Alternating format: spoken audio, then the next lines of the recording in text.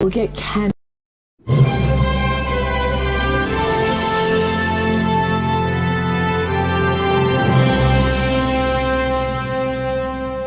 And for all the time I was president of the Senate, my job was to sit down and direct the debate. So you put your hand up, I recognize you. I'm telling you, one day Mr. Weah never put his hand up.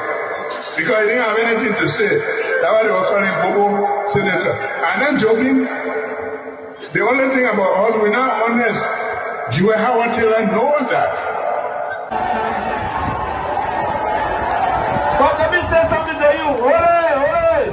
Hold on, let me say something to you. I said to you, every year they come with the same story. Just the other day, someone said that, when I was in the Senate, as the president of the Senate, Georgia did not put a hand up. My people, in a very soft tone. Yes, you are correct. You will not see my hand because every time I put it on, you'll be sleeping. So how you see my hand? Mr. President, you will not be. Now you see my hand. But you forgot to know that for the first time, our chair recognized me. And everybody, the 30 men in that room, the 29 men in that room said our passport will be $50. George Manneh, I argued with them for 3 hours. It was never happen. Our parents go to the market, they can't even make $50. Our passport can be $50.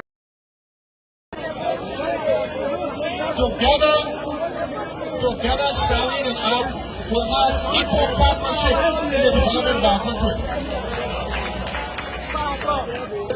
We will transform and we will change this country.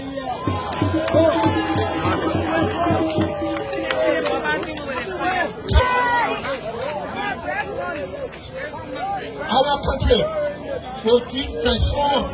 That many of you are very blessed today to have Charlene as a partner. Charlene is smart. Charlene has integrity. Charlene connects. We will start a transition, and come January 2024, we will. So we've been here a long time. I know what it's like to go hungry. I know what it's like to eat peanuts, ground beef, and milk. So don't even start to not war drunk after 20 years of uninterrupted peace. We will use every medium, every channel to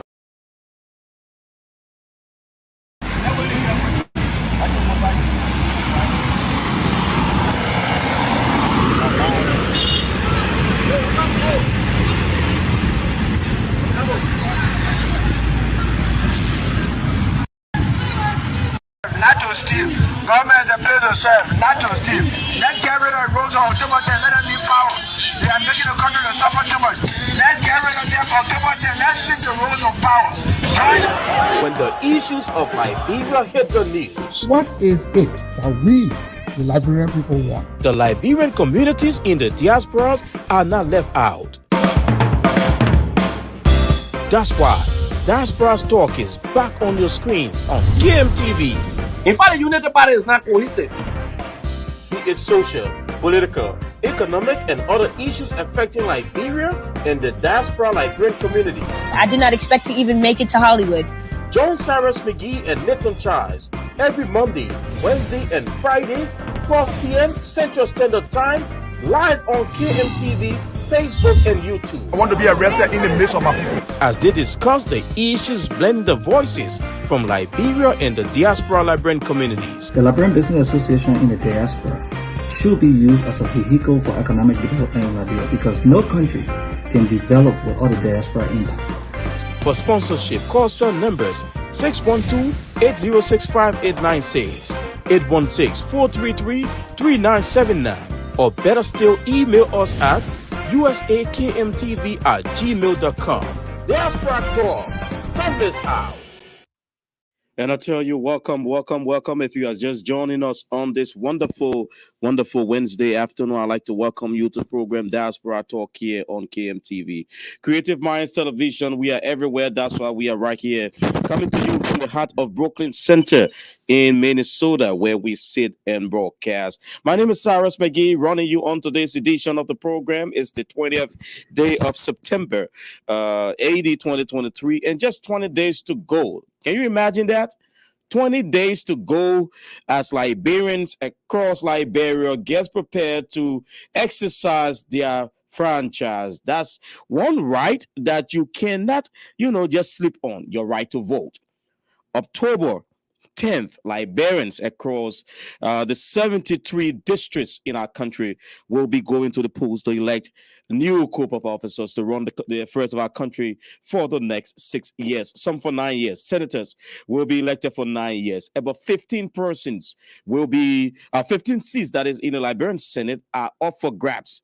So 15 new senators, whether replacing the 15 old ones or some of the old ones be coming back, we look to see 73 members of the lower house, that's the House of Representatives, will be elected. Whether the old ones, some of them will be returning.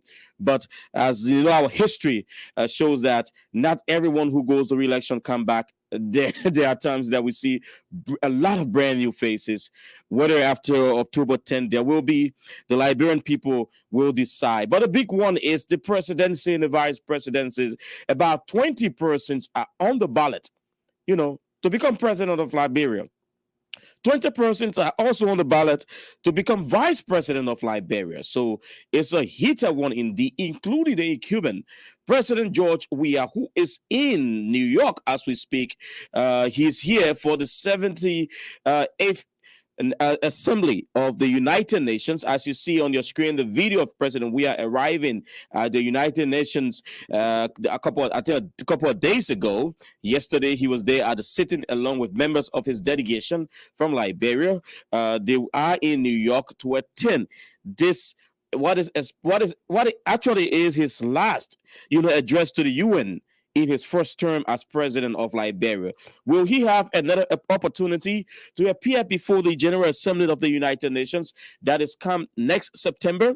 That is, if he's reelected, that's $1 million question that the question that Liberian people will have to answer.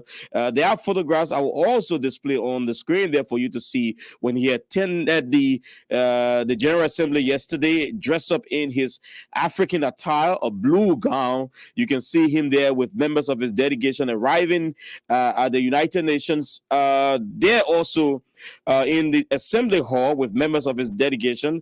I can recognize clearly the defense minister, the minister of information, cultural affairs and tourism, the minister of commerce and industry, minister of state with all portfolio. I understand also on the delegation is his chief of protocol, Nurafinda Bondo, his special aide, Sekuka Lasco, other members of his team. But those are the officials that are in the hall with the president, as you can see in the photograph. Strangely, we don't see the Minister of Foreign Affairs on this trip yet.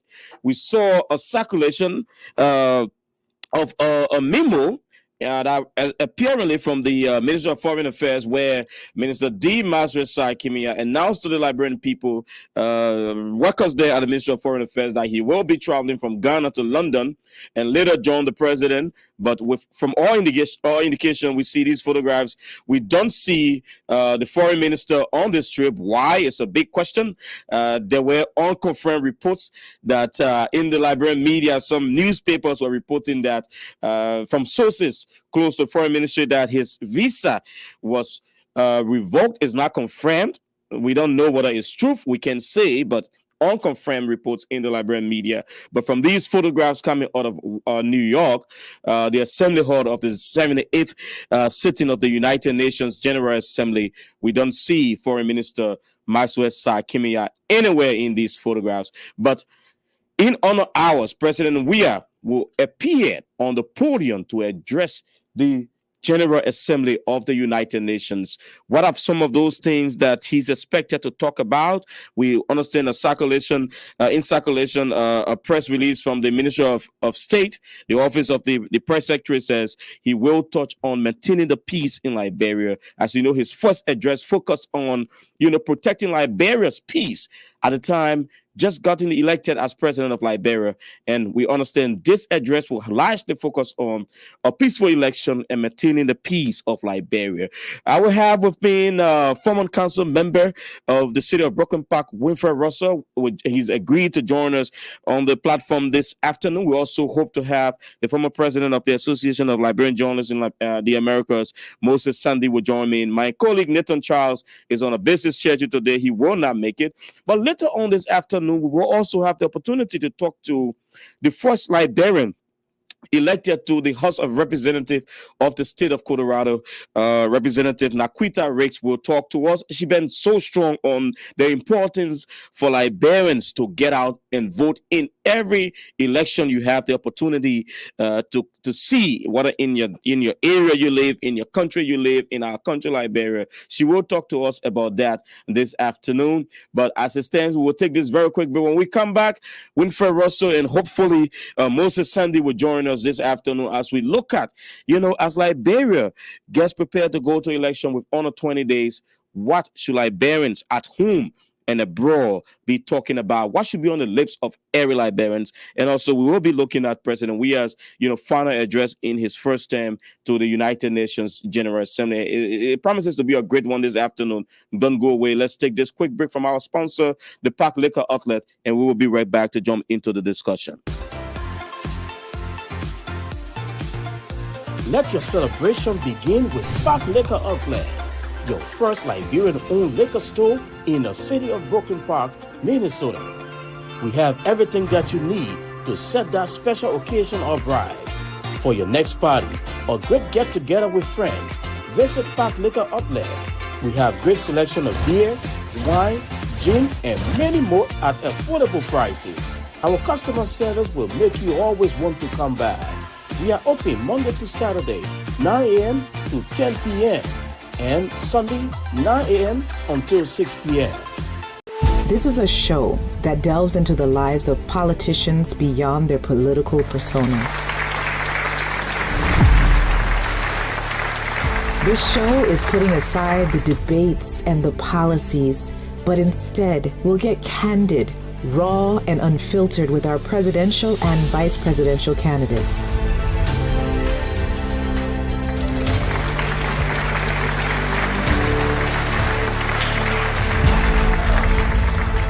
I'm your host, Shawana Cashel. Join me for Candidates Unfiltered, the person, not the politics.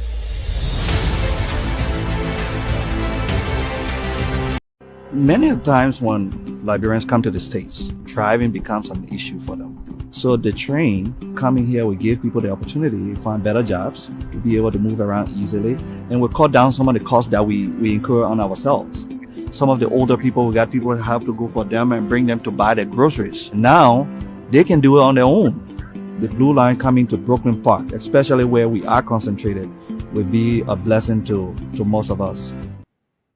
And I tell you, that's the Blue Line project that is coming closer and closer to Brooklyn Park, connecting this part of Minnesota, Brooklyn Park, Brooklyn Center, Crystal, New Hope, and other areas connecting to Minneapolis and greater Minnesota. Indeed, is going to be a huge one. We understand project is getting into full swing very soon, and our Liberians across Minnesota and this area are getting educated on why it is important to have the Blue Line in our community. And with all much ado, I'd like to welcome Mr. Winfred Russell, a former council member of the city of Brooklyn Park here in Minnesota. Councilman Russell, welcome. We happy to have you. Thank you. And it is great being here, and I appreciate the opportunity. It's always nice coming into your studio here. Very beautiful studio here in Brooklyn Center. Yes, thanks for the opportunity. And I know it's a huge one indeed. Liberians are gearing up. Moses Sandy is joining us as well. Let me welcome Mr. Sandy. Mr. Sandy, you are welcome. Thank you. So it's a pleasure to team up with you. Sorry, I lost your audio there. No, I was saying that thank you for the opportunity. It's a pleasure to be a part of this important discussion today. And let me say hi to my friend and brother too, Mr. Russell. Thank you. Thank you. How are you? And I see that you are smartly dressed with your beautiful background. I love the studio background over there. And thank you, sir. Thank you. You know, we in this business, man. Yeah, that's why we have to do it together. And you coming on at the time that in the intro, if you listen, Liberia, it's just like 20 days to the big day, 20 days to elections in our country. We all been talking about this day when President Weah got elected over 5 years ago, going on to 6 years. We're all like, oh, in 6 years' time, there will be another elections. People were all hoping that, this will come. And we just counting days. Mr. Sunday, I know you one person out there on the entire thing. You get us started, man. Your own perception. The heat is on. We're watching the different things across Liberia. Absolutely. That is the most talked about election. I'm sure you and Mr. Russell will agree with me. Many Liberians and even people in the international community has duped their 2023 election, which is less than 3 weeks away, as consequential. That is do or die. This is the election that will either make Liberia or break Liberia. So Liberians cannot wait. They just can't wait to go to the poll. This election is very, very critical. In my entire media work, I didn't hear or experience Liberians talking about a presidential election as compared to what we see happening today. So every one of us look forward to a successful outcome and electoral process that will ensure that our country thrives, an electoral process that will sustain the peace and stability of Liberia. That's what Liberians look forward to. All right, that's what Liberians look forward to. Indeed, that's what we all look forward to. And Mr. Russell, you heard him there taking it off. Let's hear your own perception. No, I do agree. I mean, this is a very critical and consequential election. There's no question about this, about this happening at all. And we all need to be excited that our democracy is maturing, is growing. We have smooth electoral transitions. We've had several elections now since the Civil War. I think this is another big test to our nascent democracy. So what I can say is to encourage everyone out there to get out to vote and participate in this process. We expect it to be free and fair. There are a lot of monitors on the ground from the United States, from the European Union, from ECOWAS, from the African Union, the Carter Center. There were many organizations there sending monitors and observers there to these elections because this presidential and legislative elections, as Mr. Sandy said, this is critically important to our country and to the stability of our country and to the democracy of our country. So I'm looking forward to a very smooth process, by the way. And I tell you, a very smooth process we all look forward to. And Mr. Sandy, from your own observations so far, I know it's been a couple of days now, over a month into the campaigning process. This is something that we all look at clearly. The old people will say, if your Christmas will be good, you will know from the eve.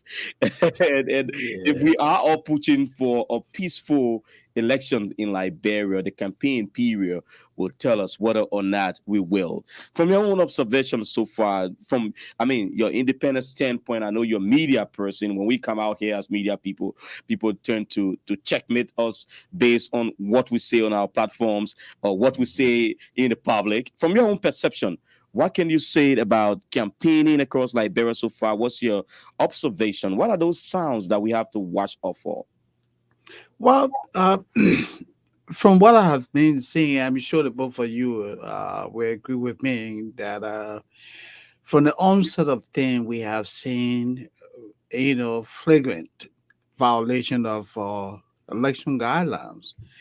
The code of conduct of Liberia, even election laws, forbid people serving in government, meaning government officials, from actively engaging in politics, from actively engaging in political campaign. As I speak to you, the chair of the CDC, the ruling coalition, the chair of the campaign committee is Mr. Eugene Nangbe, who happened to be commissioner of the maritime program. That's a absolute violation of the code of conduct. It violates the electoral laws of Liberia. We see cabinet minister. Just this morning, I had the privilege of seeing the deputy minister, the Ministry of Finance, what do you call it, campaigning. As per the laws of Liberia, that should not be happening. And these things are happening when the Elections Commission, the institution created by government to ensure that this process is transparent, is sitting right back. We see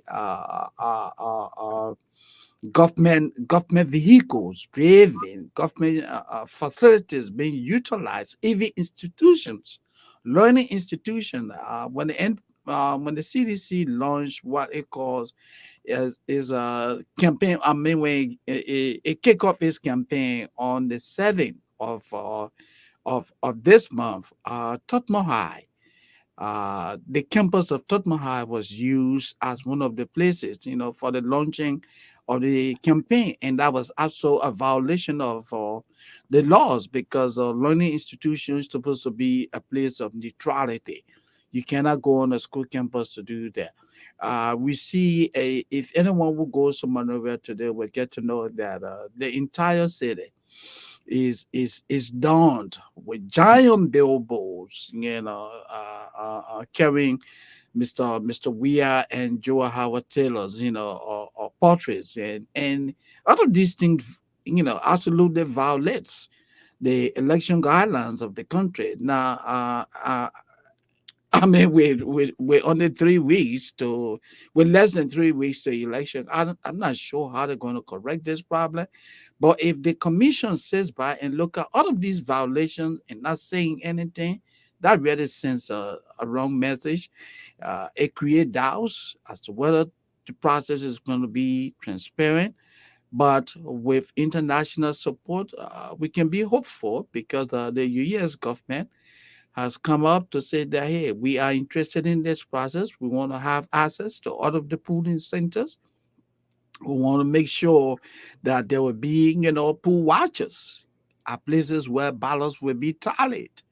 So, like Mr. Rosser said, the European Union has invested, the international community has invested a lot because this election is critical. Very, very critical. So we just hope that our people will manage the process, honestly. Mr. Russell, you heard him. Yeah, thanks, Mr. Sandy. But I do agree, and I've written about this too as well. I do agree that there are a lot of election violations that are taking place, and that's part of the problem with the country: impunity. People commit these acts, they were not held they were not held accountable, and so they continue to behave like this is normal. It's not normal. It's not a normal practice. I mean, to have a sitting cabinet minister there openly, campaigning for the incumbent government, that's not right at all. And I mean, it's a clear violation of the electoral law. So if you have a lot of these acts, happening, I mean, with impunity, no one is held accountable. No one is being brought to book for all of these acts. They were flaunting our electoral laws, and somebody needs to account for that. So I do agree with Mr. Sandy, but I do have a question for you, though, Mr. Sandy. Now, sure. What is the violation that is caused by these big giant billboards? I mean, what is the problem with those billboards? Are they not allowed? I'm not clear on that part of it. Yeah, because the elections were done prior to starting of the campaigning process, and that should not have happened. Okay. Oh, you're talking about billboards appearing in the streets prior to campaign. Yes, prior to. Yeah, because we saw a lot from candidates, aspirants at the time. Friends of Moses Sunday, for instance, friends of Winfrey Russell. We saw all of those before the official opening of campaign. And that should not have been the case. And those little groups can exist. You're not declaring that they are candidates on the ballot. So if that is the case, but let us look at the messages coming from those contesting so far, whether it's a presidential candidate, legislative candidate, or the messages. What in the messages can we look at as being positive or negative that will steer us to a peaceful process? I mean, there are a lot of positive messages. Normally, the candidates have some positive messages, but I mean, this election, as I observe this election, and observe a lot of these candidates they were going about campaigning. I mean, one of the things that strike me is that it is very weak on policy solutions, on policy recommendation, on recommendations that will change the lives of the people. Because if you look in Liberia, and all of us have connections there. All of us are in, especially those of you who are in active media. I'm a trained journalist, but I'm not active in that space. But for those of you like you, Cyrus, or Mr. Sandy, those of you who are active, I mean, we can see that. A lot of what these candidates are talking about, at least for my analysis, those are not things that are going to address the issues that people are having, the bread and butter issue that we're talking about, the economy, as we say in America, the economy is stupid. The economy is the big issue because people need jobs, people need to work. And so if these candidates are not putting forth policy solution to address the economy or how they're going to create jobs, it's a problem. I think part of what we see in Liberia right now with this campaign fever is at a very high pitch now. I mean, it's like through the roof. Folks are campaigning. You see a lot of crowd politicking going on. People are who can bring the biggest crowd. I think that is the obsession with a lot of these candidates and a lot of these campaign. Nobody is talking about, my policy. This is what we're going to do. I know I've heard Mr. Boyka, talk about his slogans around his arrest policy agenda. That's the acronym for all the things that he's some of the things he's going to do. I've heard Mr. Cummings and Mr. Gonglo and even Mr. Manneh for that matter. I've talked and some policy issues, come up with some policy prescription. But I think the voters need more of that as opposed to what you see on a daily basis. Is like, who can fill these big stadiums around, who can bring a lot of the crowds to the city. And the part of the problem with that, though, is that, I mean, it's fine, you can bring crowd, but if it's not done in an orderly way, I mean, like when some of these parties do it, I mean, I know Unity Party just did theirs, and it was held on the weekend, so that's okay. But when it's done during the week, it disrupts the economy. We have the economy is already in the doldrum, and if you're going to shut down the entire city, and people are boasting and talking about, oh, we shut down the city, but what is that doing to the economy? When we have a pretty bad economy as it is now, and every time they're being shut down, it is having a severe impact the folks there. People cannot move around freely, and not everybody is there campaigning. People cannot go to the market freely. So that's a concern of mine. I mean, that's a serious concern. But I would like to see candidates come out. I know we don't have a lot of days left. We have about 20 days left. I need to hear and see more candidates come out and talk about how they're going to improve the economy, how they're going to address the bread and butter issues that people are facing in Liberia. And that is critical. And I think that has been a huge debate indeed about this crowd politicking. Who brings to Monrovia or to the ATS the largest group, who taking to Nimba the largest group, or who's gathering the largest group in Bassa, Lofa, be it what it may, because those are counties that are hugely populated. We lost Mr. Sandy, but we hope to get him back. Those are counties that are hugely populated, and if I'm correct, I didn't listen to any speech from Weah at the Sunday's event. All we saw were a lot of people gathering, the different, side attractions. But people want to know what exactly your platform, of course, is carrying. So that's a huge thing. We did not listen to President Weah at the launch of his campaign with a full platform, presentation of what he's going to do. We heard more about what we've done, what they did not do, and what we've done. But what are you going to do in your second term if re-elected? I mean, there's a lot of name calling, Cyrus. I see a lot of these candidates, a lot of name calling. When I talked about the Unity Party and its standard bearer, former Vice President Joseph Boykai. I know he's talked about ARREST. It's an acronym that sort of addresses and puts forth some of the policy agenda that he's going to be pushing. But I don't remember him speaking during the launch of his campaign, because that was one thing I too looked for. I was watching all of the live views to see what would come.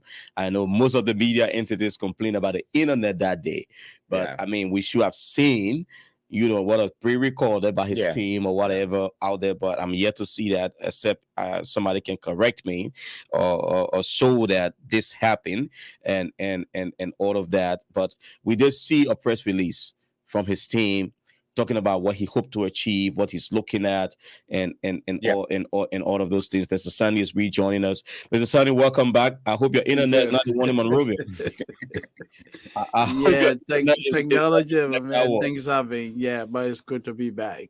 Yeah, but just before you left us, you heard Mr. Russell talking about the candidates, are not getting out there on whether it is their official campaign launch, putting a full platform of this is what we intend to do, like other people would do. Have your platforms out, your team talking about it in radio interviews. They are in the newspaper in hard copies that people can see. Like in the Western world here, we saw Winfrey run. There was a whole website of people build a website for their campaigns. But by the way, do these candidates have website? I've not seen any website from Cummings or Boykai or Manneh. So those are things that in the West we see. Even somebody running for us as little as city council may be, there's a whole website that you can go onto and read about their campaigns, read about their history, their policies, what they intend to do. But we are yet to see these things. But I must say though, I have seen the website of, I know we're talking about the presidential candidates, but I have seen a website that was put out there by I think he's a senatorial candidate, former finance minister Amara Conant. Yeah, beautiful website, well laid out with all of the different, policy recommendations, and I mean a full platform. So at least I've seen that. I've read that. I've gone through that. Yeah, but the presidential candidates, I have yet to see. Those are things that your team should be able to build. Let people get out there, and people who cannot listen to all of the noise from the campaign trail can go out there and see what you have. So just before you left, that's where Russell was landing on. But before you come in, let me announce that we are keeping our eyes on the live view of the United Nations General Assembly. As you know, President Weah is expected to address the UN today in what is expected to be his final for his first term as president of Liberia. If he comes back, Liberians will decide on October 10th whether he comes back to the UN General Assembly next September. But Mr. Sandy, let's hear you. But look, what Russell said, and the both of you, it shows that you guys been, following what is obtaining in our native country, Liberia. It is true that some of the candidates have not been able to clearly articulate what they want to do, what it stands for, and their vision for the country. From what I have seen, I have been able to closely follow few candidates at the presidential level who have been able to articulate what they want to see obtaining in Liberia. Take, for example, Mr. Cummings, has been able to articulate that in terms of job employment. I mean, in terms of employment, he say his vision is to create more job opportunity, bring in investors. He going to fight corruption. He said he's committed to that. He will prosecute individuals who literally, engage in acts of dishonesty. He says that he's committed to a mechanized agriculture, program. It means that he wants to engage into rice production. He's being able to say that. He wants to invest into the healthcare sector. He wants to invest into the educational sector of the country. So whenever he goes out, he says exactly what he wants to do, where he wants to take Liberia to. Councillor Gonglo is the same. That's why you see Councillor Gonglo on a consistent basis. Everywhere he goes, he takes along with him the broom. That is his symbol of ensuring that the public cover or the public sector of Liberia, the issue of dishonesty or the issue of corruption will having to be one of our foremost challenges, is minimized. He's very, very dedicated to that. He's dedicated also to investing heavily into the agricultural sector, education, the rule of law. He's committed to that. It's the same thing with the Unity Party. The Unity Party has a true Eastern Bureau councillor, the former Vice President Joseph Boaka. He says that on a consistent basis as well. He's interested in agriculture, creating jobs, bringing in investors, fighting graft in the public sector. With the section of these individuals that I have spoken about, unfortunately, the ruling party has not been able to clearly articulate its vision. Everywhere Mr. Weah go, I had the opportunity of watching one of your videos that came from a campaign, tour. Jeremy, I watched this video for 10 minutes. This guy mounted the podium for 10 minutes. And all I heard him say was that we beat them before and we'll beat them again.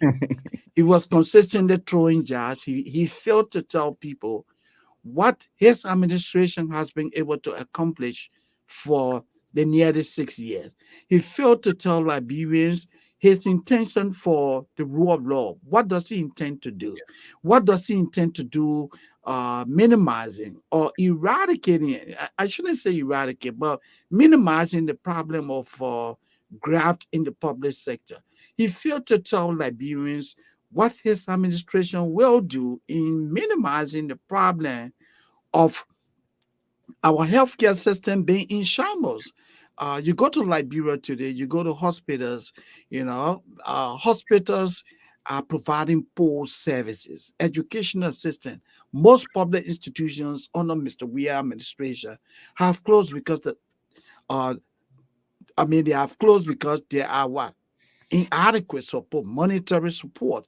Teachers are not available. Logistics not available. You go to Tottenham University. Some of you may have seen the video. Yes, yesterday I saw students on Tottenham University asking, professors and the other staff to leave because they say the government has failed to finance education at that learning institution. So to see someone who wants to be re-elected mounting the podium and not actually telling the people of Liberia where he wants to go to. Where he wants to take Liberia, why he thinks that he deserves a second run is just so sad. Mr. Weah is the only guy who has been, unable to tell the people why he should be re-elected. Somebody would listen and may argue that President Weah mostly talked about what he's done over the last 5.5 years, leading on to 6 years. And do you think that's something to build on? I've done this, and I want to complete what I'm working on. Look, I would say like my brother Rosso, he's a politician, he runs, for public offices. Whenever he goes out there, he tells people his accomplishment. I listened to him at the AJA convention when he spoke, things that he did, what he did for the African community in Minnesota, in the state of Minnesota. When you are contesting a position, if you are incumbent, you need to speak to that consistently and why you think you should be re-elected. In the case of Mr. Weah, all he talks about is why we pay wise fees. That's not enough. Accomplishment. Somebody would say that's not enough. He talks about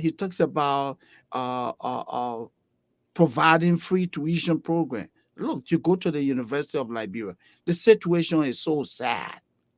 Teachers are not paid. Teachers who serve the university or professors who serve the university, the average income for retired professors is $50 a month. Russell, Winfrey, can you imagine that? So what will you say? Now you're getting me to draw into a new debate. What will you say to lawmakers seeking re-election? Some of them building their own universities and technical that schools. Is wrong. I mean, that's in wrong. the case of Senator Prince Johnson, Senator Sir Joseph, Representative Thomas Fowler, just to name a few. We saw Representative Innes breaking grounds for the construction of a hospital in his district, a clinic in his district. What will you say to these lawmakers who are seeking out a re-election, that are putting money into their own development, unlike supporting the budget that the people will benefit through the national initiative, the national envelopes? No, I mean, clearly, I think that is wrong. I mean, we definitely need to educate the public and educate our voters, so they understand what the role of a lawmaker is. The role of a lawmaker is not to build a clinic, is not to build a school, use his personal funds or use government funds, to do that. Many of what these guys are doing in Liberia, many of these senators and representatives are doing, people from the Liberian Congress, many of the things that they were doing, these things are wrong. They're not normal. These are not normal legislative practices and agenda that the legislators are supposed to be doing. No, they don't. You don't do that. So first we have to educate the people about what the role of a representative is, what the role of a senator is, from the Senate and from the House of Representatives. I mean, we and that's where you all come in. Alja, journalists, individual journalists like yourself, Mr. McGee, or Mr. Sandy. This is part of where the education comes in, because these politicians are running nilly-willy around Monrovia or Liberia, thinking that they're going to construct this edifice, and many of these buildings and these institutions they were putting out there, many of these things are privately owned. There are huge conflict of interest. You cannot do that. And so that's part of what we need to first start. We need to first start to address. We need to address these sort of issues. There's a huge, knowledge gap about what a lawmaker is supposed to be doing, the role of a lawmaker, the role of a minister, and all of that. And going back to the record that you were talking about, George Weah is running on, that's not a record to run on. That's what he says. Well, man, he can say all he wants to say, but that's not a record to run on. Not. And he should be ashamed of himself. And the CDC should be ashamed of themselves, because they came to improve the lives of the people. During the Ellen Johnson Sirleaf administration, I mean, they were the big opposition. They complained bitterly and justifiably in many cases about a lot of the things that they were going wrong. And they came back only to see them exponentially, do worse than what the government that was in power at the time, what the government were doing, building homes here and there, and then they want to make the case, oh, show me the receipt or show me the evidence that this was done. I mean, you don't need, you really don't need any sort of hardcore evidence. Common sense would tell you, many of these folks who the jobs that they had at the time, or even the jobs that they were given now, their salary, there's no way in hell that their salary would be able to construct the kind of buildings and the kind of homes, the kind of apartments that they're building. It's not possible. So where are they getting this money from? And so that's part of why I like some of the candidates, like Mr. Gunglu has said, we will do a lifestyle audit. And I think Mr. Barker has said that. I think most of them have said that. Mr. Cummings too have said the same thing. We have to audit these folks. We have to find out where this money is coming from. Yeah, this is what we do. If I'm a city council member and folks are seeing me running around in a Lexus or a BMW, and they know, I mean, the meager salary that we get, how is Winfred affording this? Where is he working to get this? So all of these are things that we need to address. But that record that Mr. Weah is running around with, at these big rallies and talking about, or he is or some of his surrogates are regurgitating on these different platforms and stuff.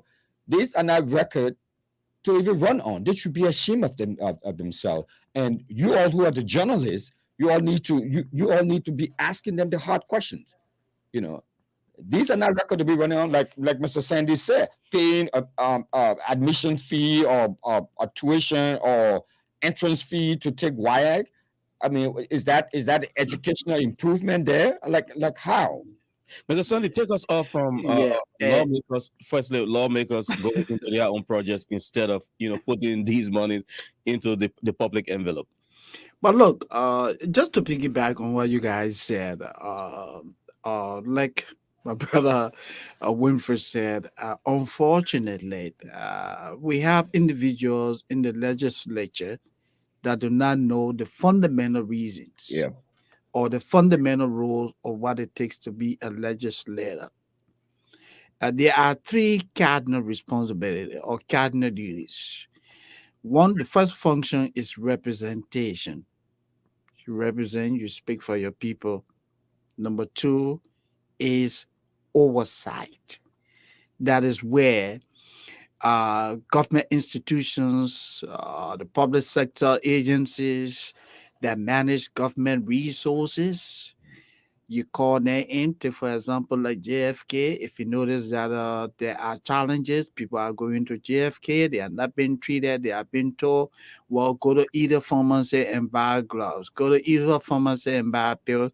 You call the administration of JFK and say, hey, there's a committee in the legislature, it's in both the House and in the Senate, a committee on health. You call the head of that institutions to say, hey, this is what we are following. What is happening? In the budget, we allocated for you, say, hypothetically, $10 million. But we notice that our people are going across the street. We go to JFK's, our people are all in the hallway. You are holding people hostage because you say that they have not been able to pay, medical bills. What is happening? What did you guys do with the $10 million? You follow up that. That's part of your oversight. You conduct a critical review of what is happening in the system, and then you correct that. That's why you are in there. And the third one, I talk about representation, I talk about oversight, and lawmaking. Lawmaking, very good. This is where you make laws. Take, for example, let's use the situation of our Zogos. We see all these young people in the street, who are literally, engaged in criminal activities because there's a strong correlation between substance use and crime.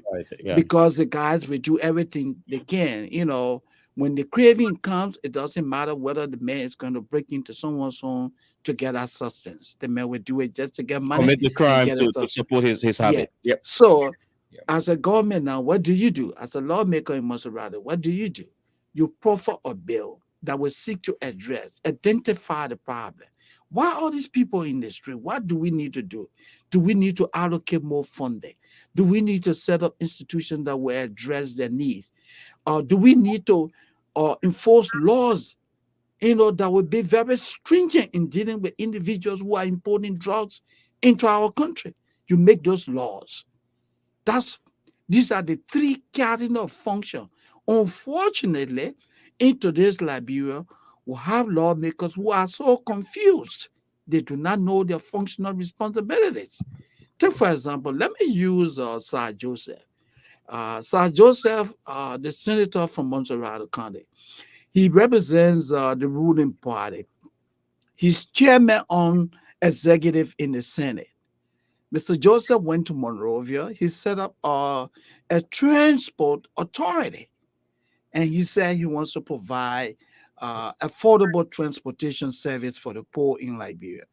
He forgets to know that the Liberian government set up the Monrovia Transit Authority to provide the same kind of service. What did Mr. Joseph do?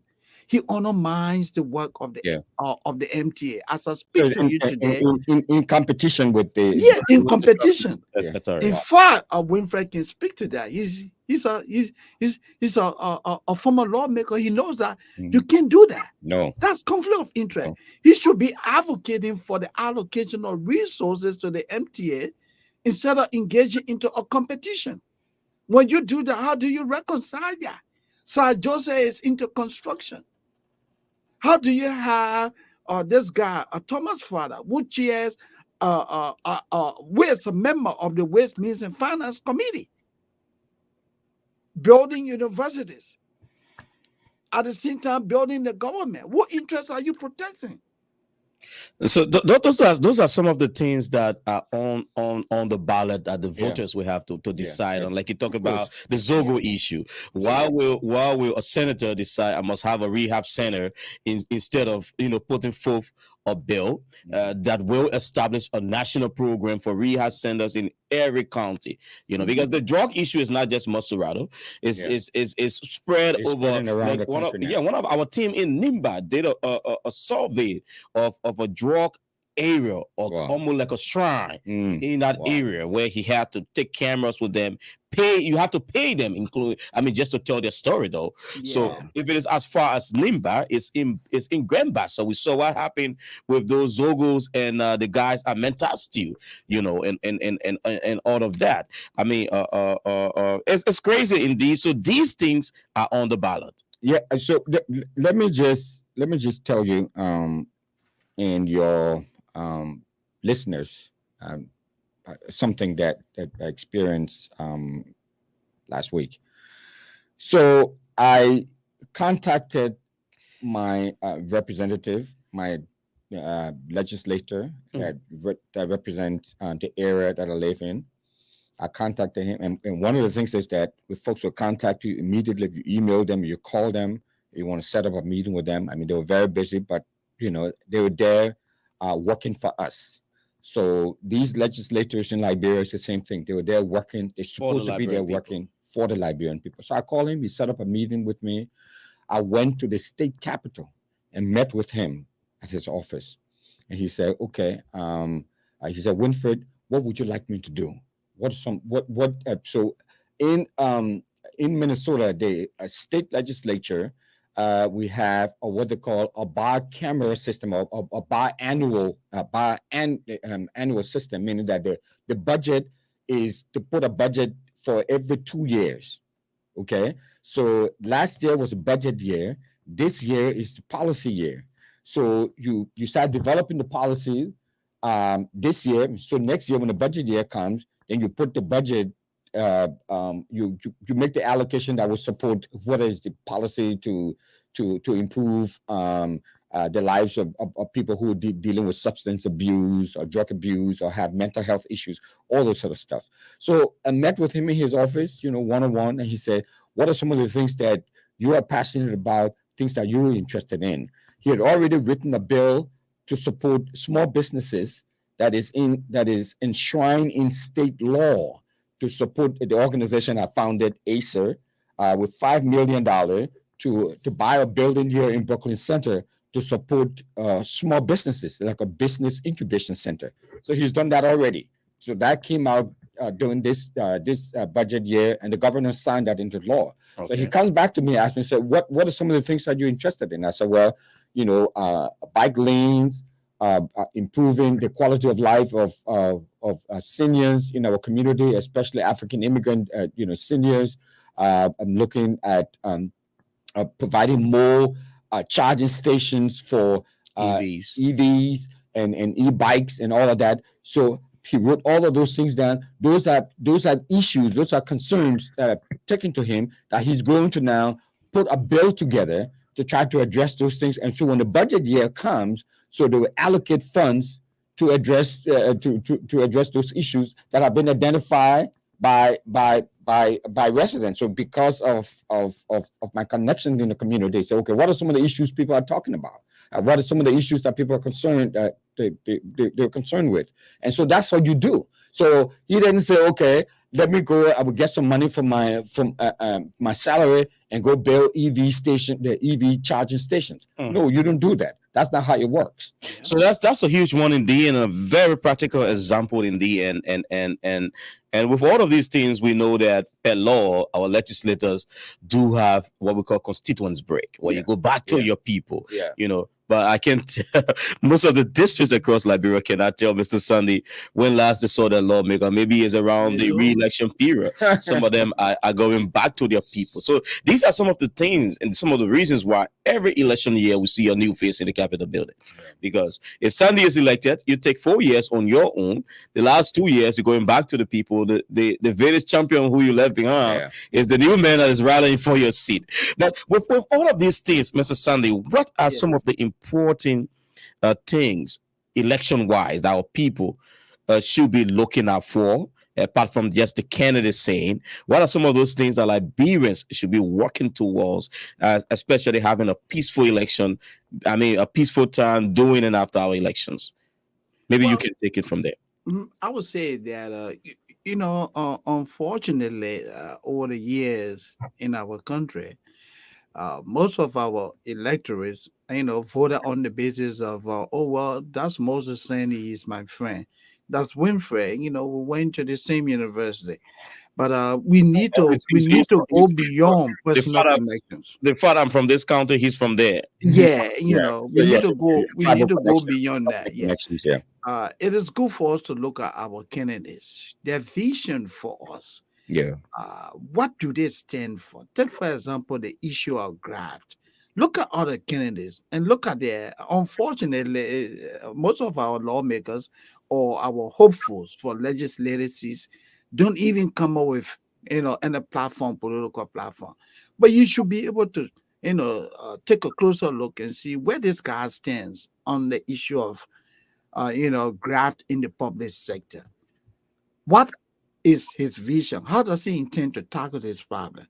Because Liberians continue to remain underdeveloped as a result of graft, uncontrollable graft in the public sector. Everyone goes there and want to get rich overnight. So if you do a comparative analysis between Moses and Winfrey, he said, well, you know what? I think Winfrey has a good idea. He says he will make sure that people who are stealing from government are held accountable. He want to make sure that there's going to be a lifestyle audit. But Moses said, well, he will build schools, and which he doesn't have the means of doing. He will build hospitals instead of allowing the government to do that. I think I prefer voting for Mr. Russell. That's the kind of thing that our people need to do. Instead of saying, we come from the same village, or we part of Aja, so it means that I have to vote for Saros at all costs. No. What does Saros stand for? That's what our people need to do. Look at these platforms. Look at the individual. Look at the track record. Do you want a rapist to represent you in the legislature? In the United States here, we do criminal background check. They look at you in detail. I'm sure Winfrey can speak to that. He went through a rigorous process. They just wake up one day and say, oh, my man, I'll put a man on the ballot. No. All right, Wilfred, let's hear you. What should we look for?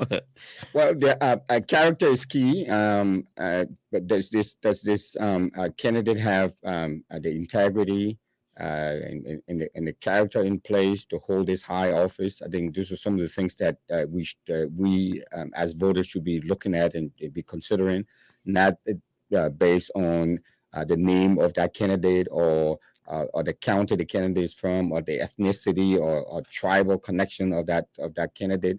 It should be about can this person deliver?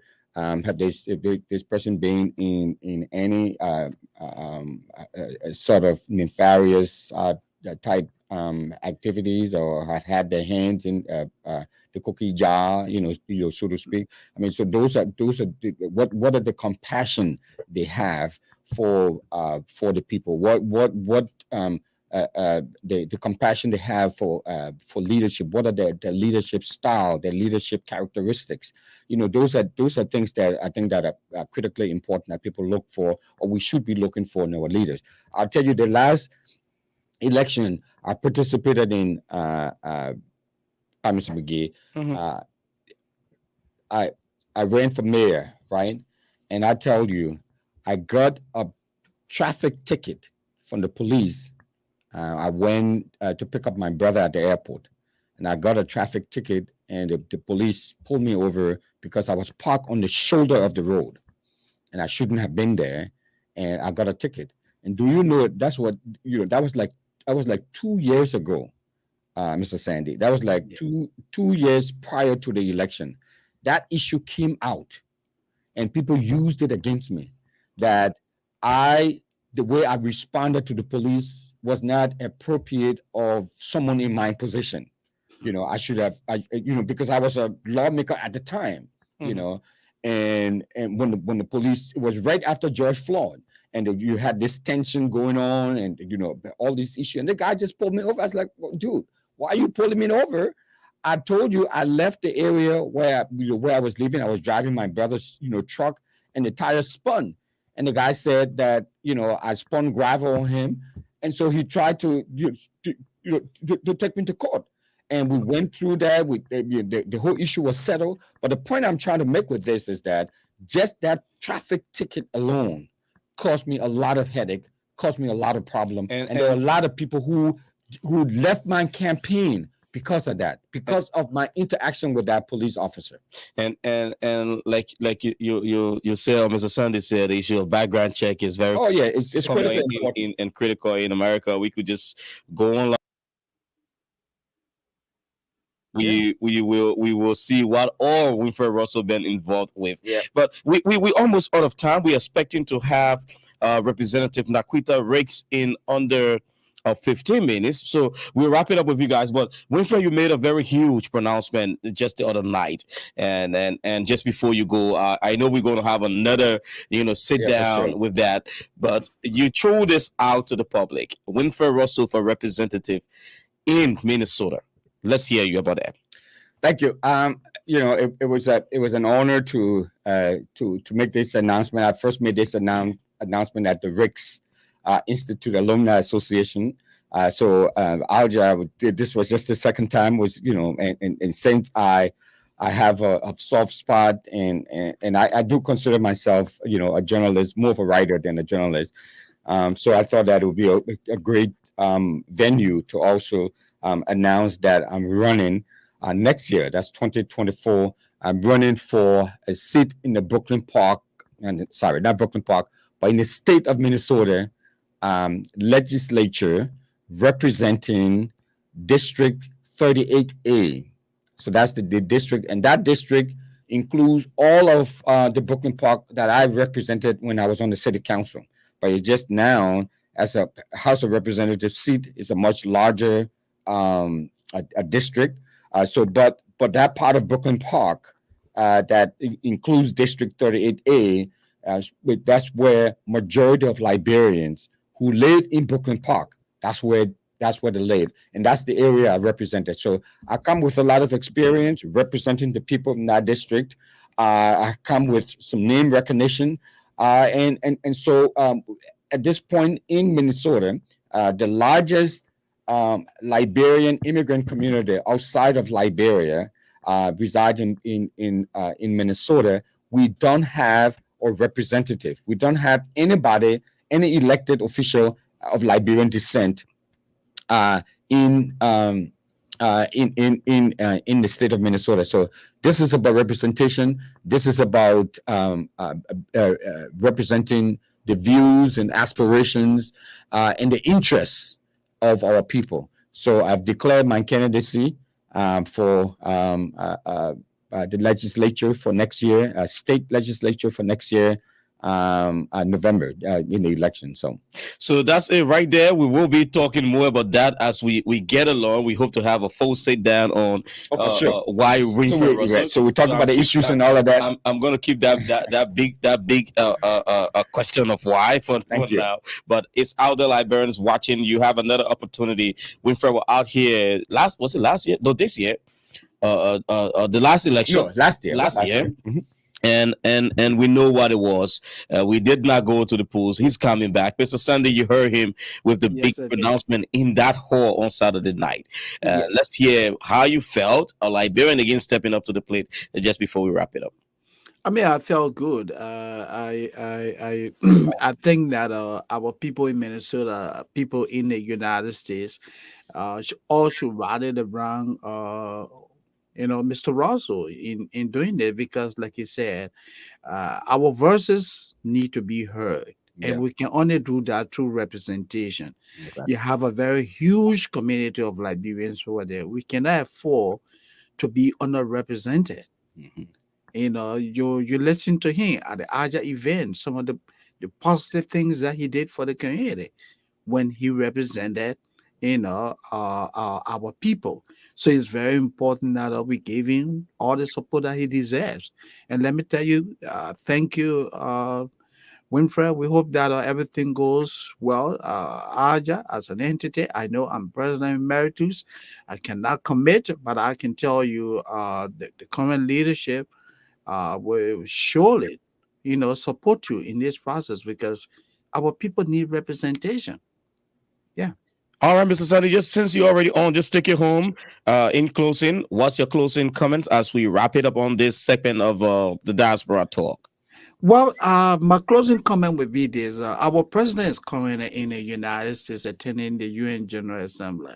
Mm-hmm. My hope is that Mr. Weah will actually tell the world, not only Americans, he will tell the world how prepared his administration is in showing that the October 10th election will be held on a free and fair condition. There will be no violence. There will be no political violence. There will be no political manipulation. Everything will be done to ensure that the process is conducted fairly, and whoever wins, that person is given the opportunity to lead. If he wins, if he's re-elected, Liberians will support him. Hypothetically, if he loses, the expectation will also be that he accept, he concede defeat, and gave the people the opportunity to move on with their lives, because this election is consequential. It's make or break. Thank you. All right, Mr. Moses Sunday, President Emeritus of Aja. Let's hear your Winfred, your parting comments. Thank you. It's great being on Diaspora Talk, Cyrus, and thanks for the opportunity. And Mr. Sandy, it's great being on here with you too as well. It's an honor. Once again, thanks for your leadership and your service to the community. It was a great event last weekend. Met a lot of fine Liberian professionals there. So it's a great opportunity. My closing thoughts are, I've not made, I've not shy away from, I try to be as objective as possible in my analysis of the situation on the ground. It's unfortunate that the opposition is the way it is, because from my vantage point and seeing some of the policies that have come out of the current administration, these are not policies that are helping to improve the lives of people. So it would be a good thing to see I think anyone in the opposition would do way better than the current state of affairs that we have in Liberia. Frankly, I consider Mr. Weah an existential threat to the republic, and we need to do everything possible to ensure that we have a responsible government in Monrovia that are there improving the lives of the people, building projects that are of at standard, not some of these substandard projects that we have and that we're boasting about. We need people to be held accountable. The rule of law needs to be followed. The impunity that exists in Liberia, all of those things need to stop. It's a lawless, place, and we need to change that. And I think the one way that we can go about changing that is for the opposition to come together, to work together, and replace this current administration, because Weah is a threat to the republic, I believe. All right, Winfred Russell with his own perception there. Guys, thanks for joining us on this edition of the Diaspora Talk. It was wonderful having you guys. We hope to, have you if we can, based on your time. Moses Sandy, all the way there in the president of the United States of America homeland, Delaware, joining us from Delaware. It's good to have you joining us, and by the power of our technology, Winfred, right just next door to us from Brooklyn Park. We're here in Brooklyn Center. We hope to have you guys as often as we can. Liberians, let's keep the peace. We are keeping our eyes on the live feed of the United Nations General Assembly, where President Weah is expected to address the 78th session for the last time in his first term as president of the Republic of Liberia. Like I said earlier on, if he gets back onto the UN stage next September, will be the way of the Liberian people after the October polls. But until then, have yourself a wonderful time. We hope to have with us later on a special interview here with Representative Naquita Ricks of Colorado State House of Representatives, the first Liberian to be elected. I don't know. I don't want to say, but I don't know what she's the first African to that seat. She will tell us about when she joins us, and we will bring you live the speech from the 78th sitting of the United Nations by President Weah, just as he mounts the podium later on. But until then, thanks for watching. I'll see you here on Friday, guys. Thanks for joining us, and we leave you with this from our sponsor, the Park Liquor Outlet here in Brooklyn Park, made in Soda. Jackson George and Frank Gaffouin remain supported of Diaspora Talk. Thanks so much. I'll see you on Friday. Let your celebration begin with Park Liquor Outlet, your first Liberian-owned liquor store in the city of Brooklyn Park, Minnesota. We have everything that you need to set that special occasion or bride. For your next party or great get-together with friends, visit Park Liquor Outlet. We have great selection of beer, wine, gin, and many more at affordable prices. Our customer service will make you always want to come back. We are open Monday to Saturday, 9 a.m. to 10 p.m. and Sunday, 9 a.m. until 6 p.m. Park Liquor Outlet, your one-stop celebration store. We are located at 6315 Zine Avenue North, Brooklyn Park, Minnesota. Visit us today and feel the difference. Good morning, good afternoon, good evening, wherever you are, anywhere in the world. This is a show that delves into the lives of politicians beyond their political personas. This show is putting aside the debates and the policies, but instead we'll get candid, raw, and unfiltered with our presidential and vice presidential candidates.